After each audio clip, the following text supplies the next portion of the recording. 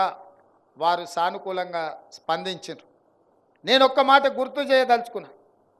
ఇవాళ హైదరాబాద్ నగరానికి అంతర్జాతీయ గుర్తింపు వచ్చింది అనంటే ఆనాడు యూపీఏ 1 యూపీఏ 2లో డాక్టర్ వైఎస్ రాజశేఖర రెడ్డి గారు ముఖ్యమంత్రిగా ఉన్నప్పుడు ఈ ఔటర్ రింగ్ రోడ్డు, అంతర్జాతీయ ఎయిర్పోర్టు, ఐటీ కంపెనీలను, ఫార్మా కంపెనీలను ఉధృతంగా ఈ రాష్ట్రంలో పెట్టుబడులు తీసుకొస్తేనే, అదేవిధంగా హైదరాబాద్ నగరంలో నిర్మించిన మెట్రో రైలు ఆనాడు నిర్మించడం వల్లనే ఈ నగరానికి అంతర్జాతీయ స్థాయి వచ్చింది.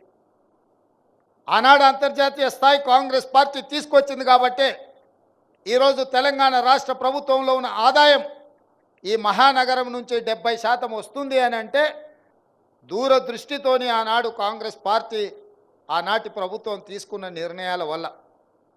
గత 10 సంవత్సరాలు బీఆర్ఎస్ అధికారంలో ఉన్నప్పుడు హైదరాబాదు నగరంలో ఏదైనా ఒకటి శాశ్వతమైన అభివృద్ధి చేసిండ్రా? మీరు ఒక్కసారి ఆలోచన చేయండి.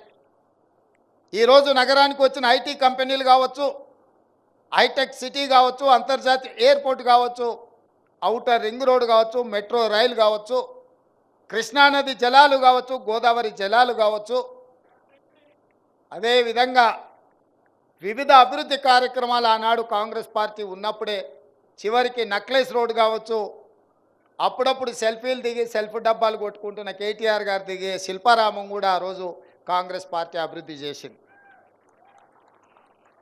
ఈ నగరంలో ఏదైనా అభివృద్ధి జరిగింది అని అంటే కాంగ్రెస్ అధికారంలో ఉన్నప్పుడే జరిగింది.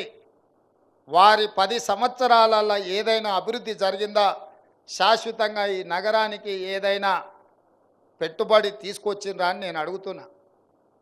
మహా అంటే పబ్బులు వచ్చినాయి, నగరానికి గంజాయి వచ్చింది, డ్రగ్స్ వచ్చింది వాళ్ళు వచ్చిన తర్వాత.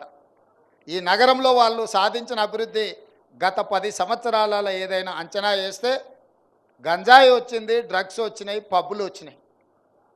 ఈ 3 పనులు తప్ప వాళ్ళ హయాంలో జరిగింది ఏం లేదు.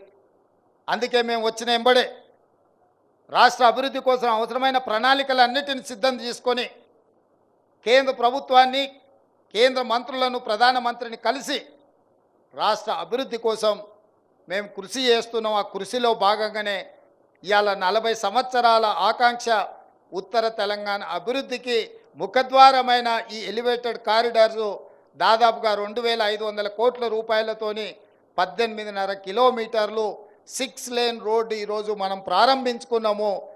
ఈ అభివృద్ధి ఉత్తర తెలంగాణ శాశ్వతమైన అభివృద్ధికి ఉపయోగపడుతుంది.